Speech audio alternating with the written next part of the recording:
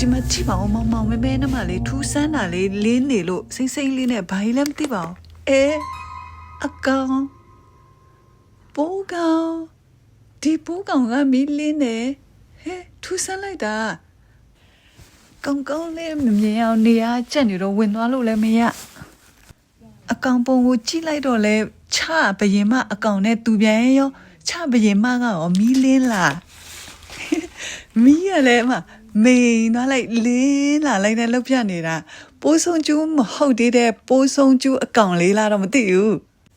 ပိုးဆုံးကျူးအရင်တော့တွေ့ဖူးတာတော့အတောင်နှစ်ဖက်နဲ့သူတို့ပြန်သွားရင်မီးလေးတွေလင်းတာတော့မြင်ဖူးတယ်ဒါပေမဲ့အခုတလောဒီဒေတာမှာပိုးဆုံးကျူးမတွေ့ရတာတော့တော်တော်ကိုကြာခဲ့ပြီအခုလိုမျိုးအကောင်ဒီပုံစံလေးပေါ့အတောင်မရှိသေးတဲ့ပိုးဆုံးကျူးမြင်ရတာတော့ဒါပထမအဆုံးအကြိမ်ပါအဲ့ဒါကြောင့်မလို့ဝေမျှပေးလိုက်တာပါနော်ထူးထူးဆန်းဆန်းပိုးဆုံးကျူးမဟုတ်သေးတဲ့ပိုးဆုံးကျူးအကောင်လေးကိုအခုမှမြင်ဖူးတာပါ